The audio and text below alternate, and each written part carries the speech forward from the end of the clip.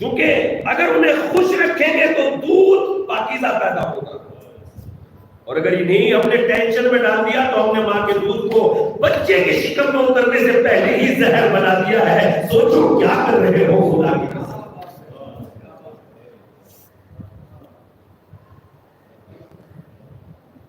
یہ دودھ بڑا قیمتی ہے۔ سارے سائنٹسٹ نے مل کے یہ فیصلہ دیا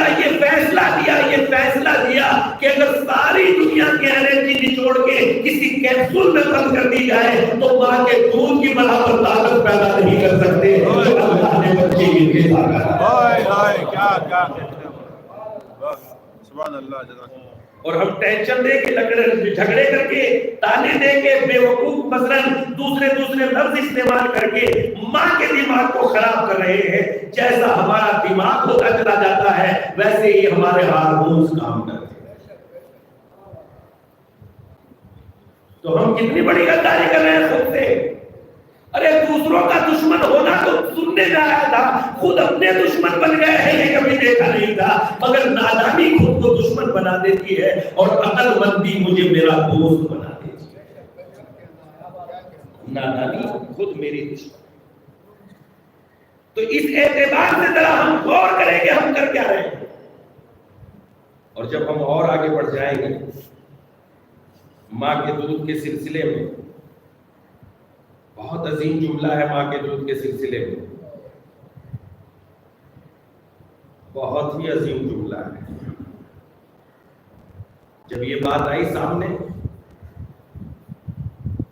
خدا کی قسم بہت بڑا جملہ ہے اور بہت بڑی مجلس ہو جائے گی۔ جب یہ سامنے بات آئی کہ بیعت یزید کر لے،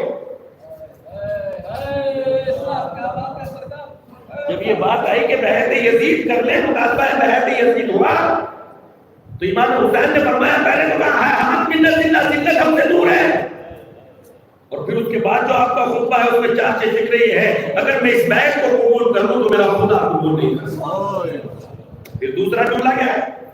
اگر میں اس بیعت کو قبول کر لوں تو میرا رسول قبول نہیں کر سکتا۔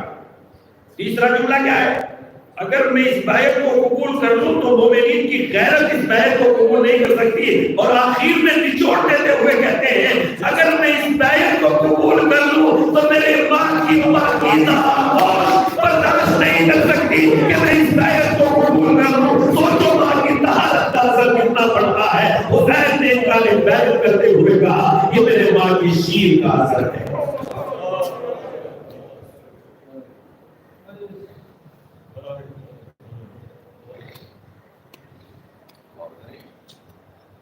تو اپنے گھر میں، اپنے سماج میں، اپنے معاشرے میں عقل مندی، ہوشیاری، فکر مندی، سوچ سمجھ اپنے گھر میں سوچ سمجھ لاؤ والی نہیں، فکر کے ساتھ اپنے گھر کو پروان چڑھائے، عقل کے ساتھ اپنے گھر کو پروان چڑھائے۔ طلاق ایک ہو رہا ہے تو روکیے، اگر ایک کو نہیں روک سکیں گے پھر 5 ہو گئے، لکھ کے دے سکتا ہوں۔ پہلے ایک کو ہی روک لیجئے، ہاتھ جوڑیے،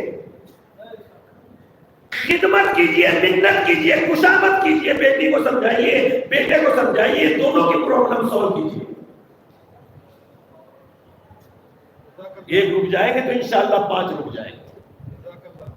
اور اگر ہم یہ کہیں کہ ہمارا اس سے کیا مطلب،